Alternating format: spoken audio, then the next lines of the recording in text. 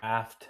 Just kicking it at the house today, so no destination other than the office here. But we are going to get ourselves into a little bit of a Superflex draft. So let me figure out how I can get something shared here.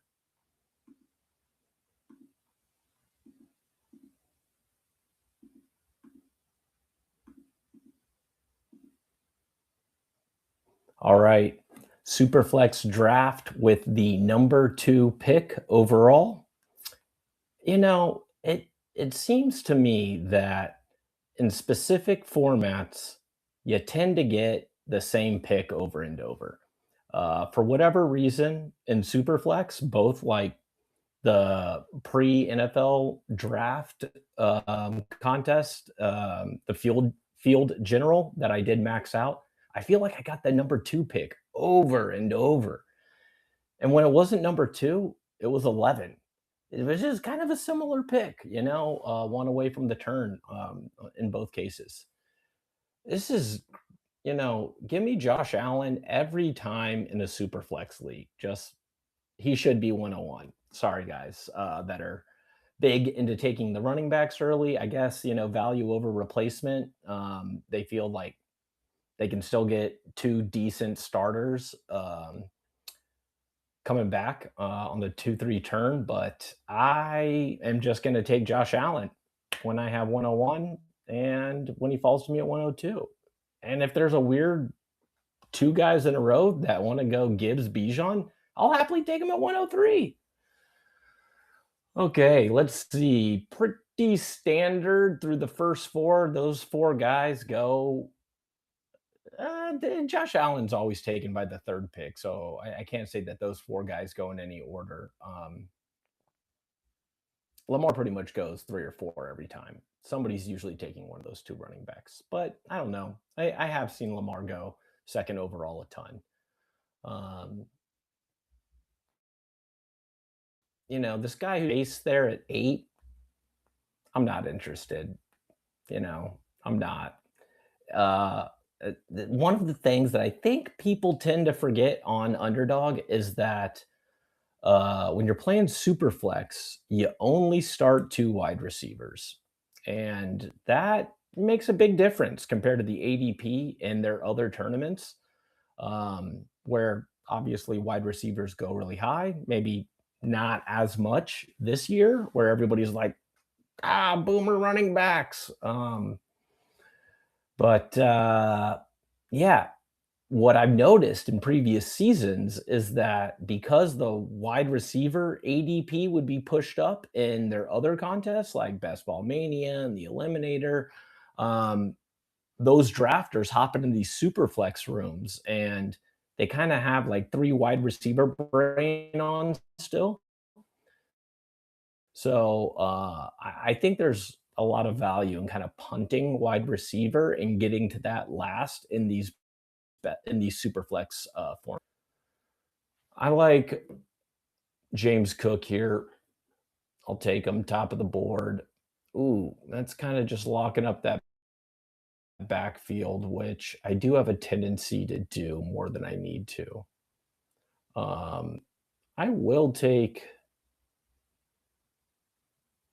Give me Saquon here.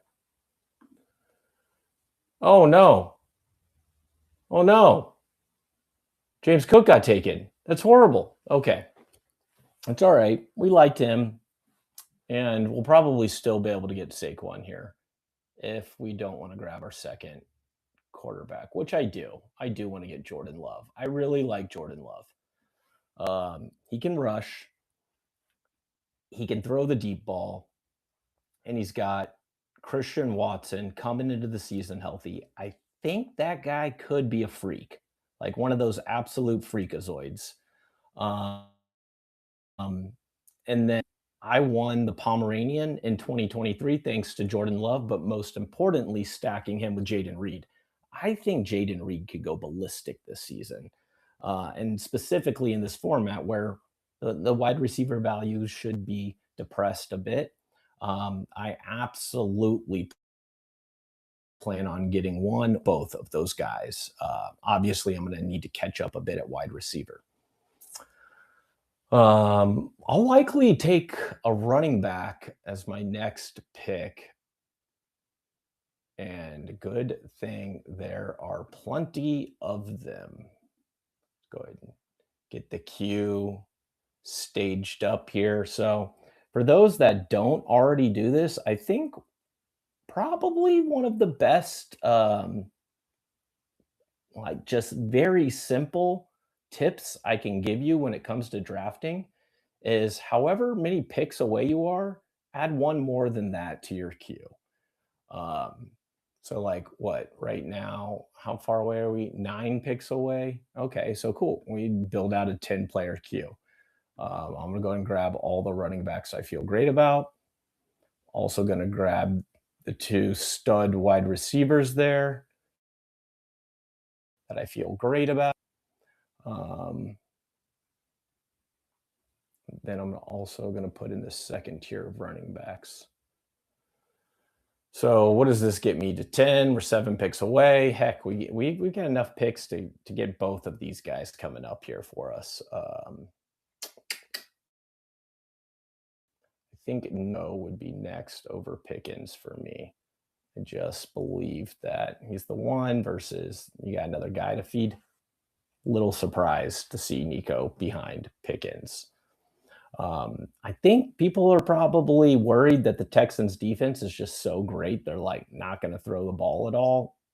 I don't think that's the case. Um, that team knows that they got to get CJ Stroud going. He can be good. He was a good college quarterback. He was amazing as a rookie. And then, of course, things have kind of fallen off there since. But I do think that they want to get CJ Stroud going. They want CJ Stroud to be the man. I'm a Texans fan.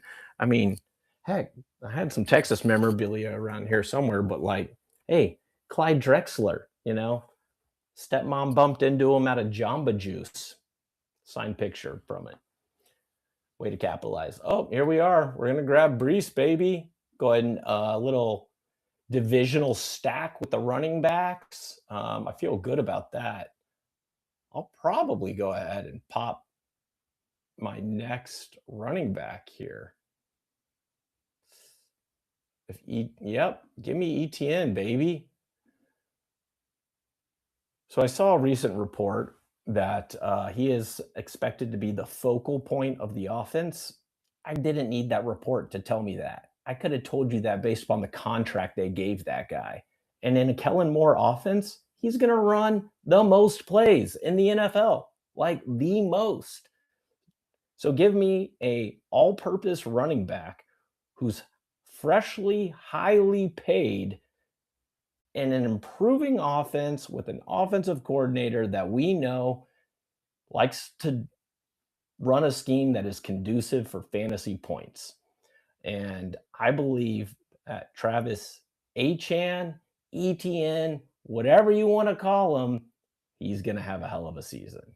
I think he's got top 10 easily in his sights. That volume, that talent, give me an improved offense, not to mention that field for shootouts. The Superdome was built for super games. Travis Etienne, Achan, whatever is going to dominate. All right. Now is when we really want to be targeting our wide receivers. We feel good about our 2 QBs. We feel good about our 3 stud running backs. Also, something I like to do in these Superflex formats is I believe if you can hit on 3 stud running backs, there's no need. There's no need for that third quarterback. You can fill, that your quarterback production when they're on their buys with your running backs if you have the depth there to do so, and obviously the talent. Which is, exactly what I'm doing with this roster construction. I'm expecting these 3 guys to kind of be in that 8 to 15 running back range. And I believe that could be exactly what I need put up a winning performance in this league. Okay, I love me some T. Higgins. The contingent upside if Jamar Chase goes down extremely high. If he doesn't get to me, Tet also, like, I think it's funny that he had 176 points last year. That's what we're projecting him for this season. Ha! I think he's going to top his rookie season numbers, don't you? All right, this is a fun spot. Or it's like, do you want to? I don't love Lad, a Mecca, ton of target competition, Garrett Wilson, ugh, Geno Smith. I can't stop clicking Mike Evans. I just can't do it. I love to click him. The guy has been a freakazoid when he stays healthy. 200-yard games, 3 touchdown games, you name it. He's a red zone scorer in an offense that might be missing Kittle for a few weeks. So I expect Mike Evans to get out to a hot start. I also expect Mike Evans to just produce because that is all the guy has done. He also is in my same age range and from Galveston. So I had a couple of buddies who grew up with him. Sounds like he's a great guy. Apparently, a hell of a softball player when they were kids.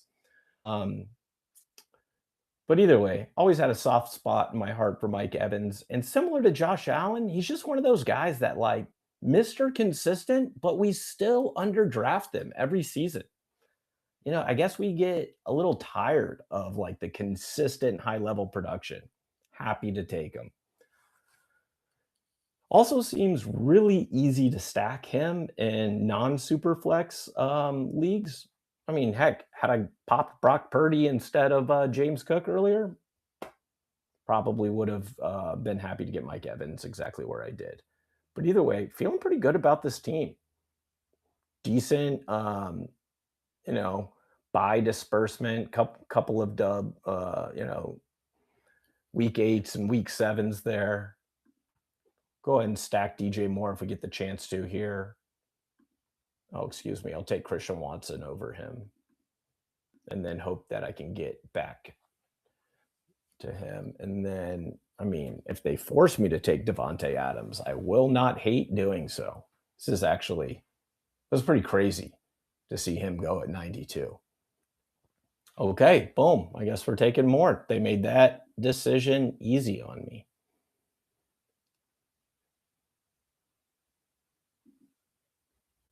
Okay, I figured Jalen Warren would go there. Oh, love me some Tucker Kraft. This guy's obviously not going to take him. Boom.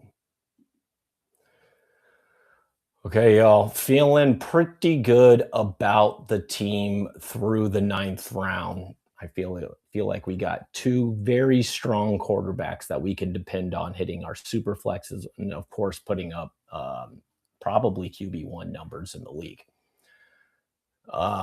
In the running back spot, James Cook, in my mind, a no-brainer, RB1. Brees Hall, Achane, the Travis Achane version.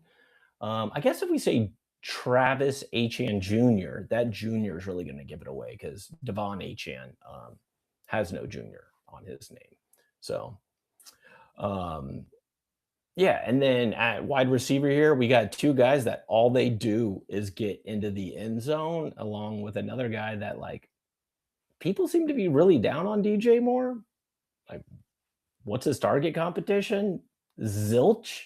So I expect him to see a ton of snaps, a ton of targets. And I believe that the man is explosive. I believe that the man is a very good football player. Maybe he wasn't as motivated as he could have been last year. Maybe Ben Johnson's a little overhyped on how great of a coach he is. But I think DJ Moore is somebody who's got a real nice value this year for what we know he can do. And we just assume that the guy's like washed up or something or has a bad attitude. No. Stick him in that Josh Allen offense. Stick him on one of the best teams in the league. Let's see how happy he is. he's gonna I have a feeling he's gonna be pretty happy when he's got Superman back there running around making freakazoid play after freakazoid play, and they're on one of the best teams in the entire league. He's not going to have a bad attitude. He's going to be pumped to be out there and playing with that guy. Happy to have him on the team. Okay, it's fine that they took Christian Watson because here's the man. He's going to get to us. And I will be so sad if he doesn't. Okay, we got him, baby. Jaden Reed, welcome to the team. This is the championship stack, the Jordan Love to Jaden Reed. It's a proven winner, y'all. Proven winner. So another thing that I like to do, which I mentioned hair earlier, is well, I guess I didn't talk about this, but I like to stack touchdown equity even without the quarterback, right? So by having Evans and Kittle, if it's a pass play in the red zone, I think I got like a 75% chance of it going to one of those two players. So not only do I have the Bills rushing equity locked up, Bills rushing touchdown equity locked up, I should say.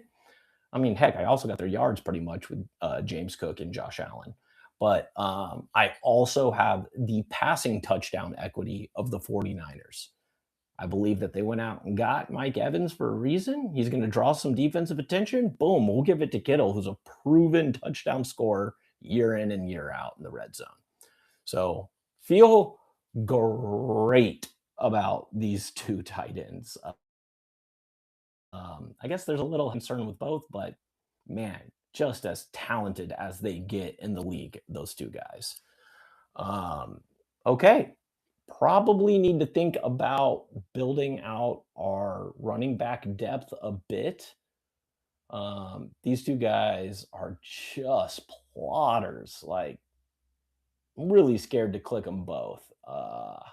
Don't know if I'm for sure going to take them. Really hope both of them get popped in the next 11 picks.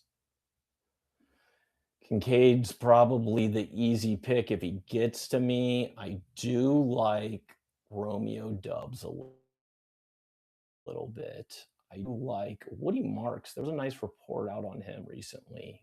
Obviously going to be very involved in the offense. And they're going to get him back to his natural pass catching role, which is what his prospect profile was pretty clearly said. This guy's going to be like that third down kind of scat back. Injuries last year kind of forced him more of that like lead running back role, and they just banged him between the tackles. He had mixed success. I think like letting David Montgomery do his thing is going to kind of free up Woody Marks to do what he does best. So would be happy to add him to the team here. Pacheco, I think he could have like 6 touchdowns. It's possible that ends up being 3 or 4 weeks for us. Okay, I'll take JCM. Somebody I haven't clicked a lot. I haven't clicked them much, but I mean, geez, at that value, that's when you take a guy that you don't take a lot of, is when they fall that much. All right, guys, heck of a balanced roster so far here. Go and grab our Woody Marks, who I was talking up earlier. Glad to see you didn't get sniped. Feel pretty good about, it's all right that we got the 7 and 8s on the running backs. Like, we'll cover each other pretty fine. The top guys don't have the same one. Obviously, great disbursement at all the other positions. Don't believe that there's like any quarterback that we could even remotely think about taking. So let's go ahead and plan on a wide receiver click. Stephon Diggs, obviously I didn't take him. I was happy to finish up at running back there, but huge value. His price is going to spike as soon as he signs somewhere. And the man can play. We saw it last year. I had him on teams where he very much helped me make an advance in the playoffs. So I guarantee there's a lot of general managers out there that would love to have Steph Diggs on their team. It does feel like free agent wide receivers have had a very, very quiet offseason, though. Someone like Debo Samuel, you're not hearing anything about. Even Keenan Allen, it's like a little trickle here and there, but both of those guys can still be great hands. Debo had yards after the catch ability, still going strong last year. I traded for him in one of my managed seasonal leagues. Uh, I think that the man can produce. I'm assuming that the delay with these guys is the fact that they're old, they've made their money. They don't want to have to go through these organized team activities or the early part of camp. You know, they want to show up when the lights are bright. They want to get paid, and they're going to wait until maybe an injury opens up and it offers them an opportunity for more playing time as well as a more lucrative contract. So, hey, I totally agree with the logic of like, hey, let's kick it, let's chill, let's have an easier offseason than usual. And by waiting, maybe that'll give me leverage to land in a better spot. But as soon as they do land, all those players are going to spike in value. So I take a lot of them. Okay, what are we thinking here, sports fans? Dylan Sampson's one of my easily most clicked players. Probably going to happen again. Definitely going to happen again. The only reason I hesitated was I was thinking about maybe taking another tight end since these guys could start the season a little banged up, but there was enough depth at tight end here where I felt fine pushing that. Um, cool. I think Oronde Gadsden feels like somebody who could still have a big season. We're going to do it. Okay, so that kind of addressed like the potential. I'm pretty sure Kittle's not playing week one. It's like it, it's an international game, which I think is strange for week one. I guess maybe actually it's the easiest of all weeks because they can fly out there like way before or something. But either way, with that being the case, if he's like kind of on the fence, they'll be like, dude, just stay here, rest up. We got week one, I'll bring you in week two. Um, Dr. Kraft, pretty sure he's going to be back. That guy is crazy. He's crazy in the head. Have you ever heard about the trash talk that he does in games? He's talking about burning people's childhood homes down. Crazy. If there's anybody who's going to come back okay from an injury, it's somebody that insane. Look at Cam Scatabo. People are worried about him, coming back from that injury. Dude's doing backflips already. These guys who are just nuts in the head, they tend to heal fast. I don't know what it is. Probably a pretty decent chance of re-injury, but that's all right. Hopefully he makes it 3/4 of the way through the season, and then George Kittle's doing his thing in the second half. And just in case, Oronde Gadsden, man, that guy could ball last season. I think he's going to play well this year as well. Okay, there's Debo out there still. Remember, I was talking about him. He can still play. He's got hands. He's got yards after the catch. Let's see. Don't love a lot of the names I'm seeing here. I am going to throw Marshawn Lloyd in there, though. That feels like a good click if he can get to us, which he should pretty easily do. Another good click, Jaden Blue, been taking a ton of him. So this will be a nice, if I can get Debo in either of these guys, I'm going to feel pretty good about this team going into round 18. Obviously, 20-round draft on Superflex. I don't know about you guys if you just get used to the 18, but it kind of feels like, I don't know, like when I'm in the 20th round, I'm like, dang, I feel good about my roster. I don't necessarily need anything. Whereas like in an 18 round draft, I really want to take that 18th pick to like shore up some position group. So yeah, I think it's just funny how it can differ, right? I'm gonna default to Lloyd for the stack over Blue. Plus, I have a lot of Jaden Blue across my leagues. Feeling good, y'all. Feeling good with the 2-7-5-3. Again, we only start two wide receivers. Nice by disbursement. Even if we lock it down now, we'd still be all right. I'm gonna take another one because for posterity. But I mean, heck, I might even have to just double tap. I got three more picks. Man, I probably should have taken another quarterback earlier while I could. Maybe I'll do something crazy like Mac Jones. High chance that he gets traded when somebody inevitably gets injured at the quarterback position. Feels like last year, maybe even the last 2 years, we've had pretty decent health at the quarterback position.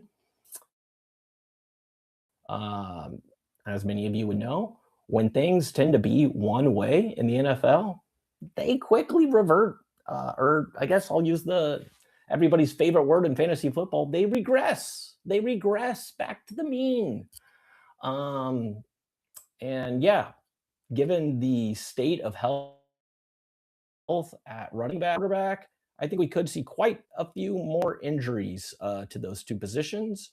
And if that's the case, somebody's trading for Mac Jones. Some contender out there who thinks all we need is a guy to keep the lights on in the quarterback room and we'll make the playoffs. Somebody will go and give them that second round pick that they're looking for. Uh, and I think the 49ers would be thrilled to do that, right? They're going to get a little bit of maybe even early season like insurance policy behind Brock Purdy from Mac Jones, assuming Purdy stays healthy. Boom, they get a nice return for him from somebody who ends up getting injured. It's just honestly beautifully the 49ers.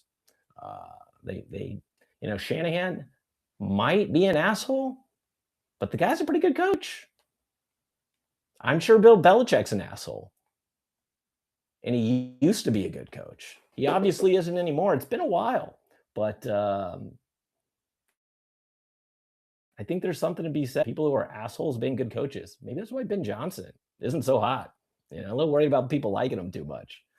No, honestly, my favorite coach in the league is everybody's favorite coach in the league, Dan Campbell. How do you not love that guy? Biting kneecaps and shit. He's great.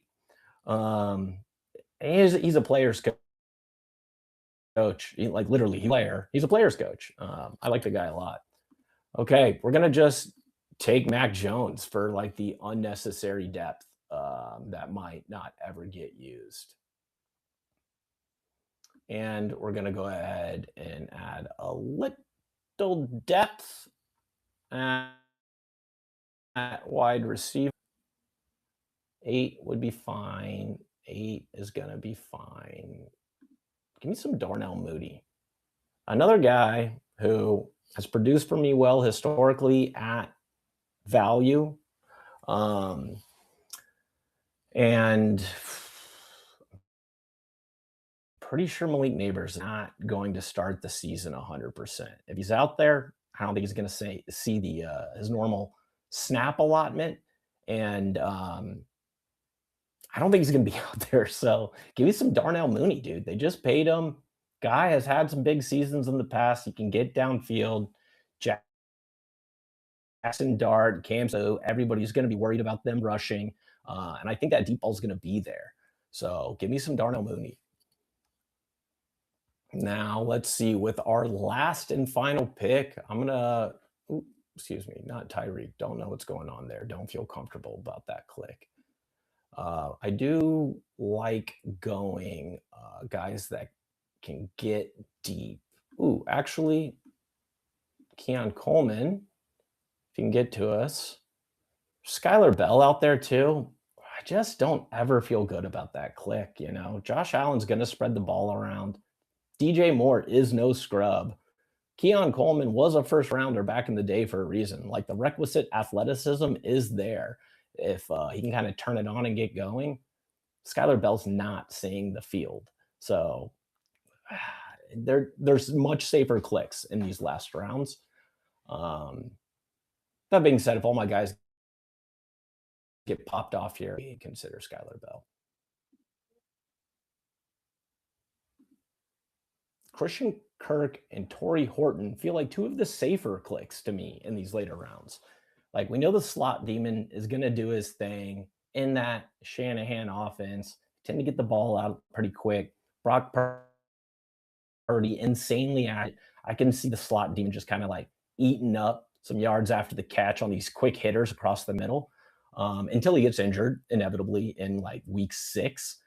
Hey, maybe I'll have had like 2 starting weeks by then from him, and that would be a good pick by now. Okay, 2 picks for Keon Coleman to stay on the board, y'all. See how that works out for us.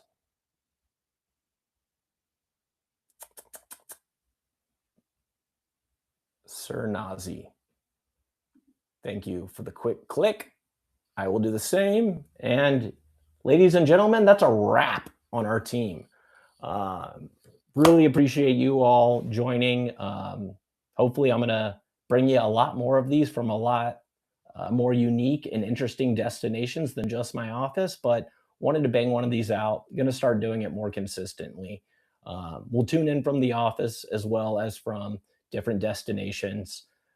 Really just kind of need to balance like the amount of people that are there and crushing the free Wi-Fi that I will be using at each of these destinations. The last stream I did, quality was horrendous. So going to try to make sure that we tweak a few things and bring you all a better production every time going forward. Thanks for tuning into Destination Draft. Catch y'all next time.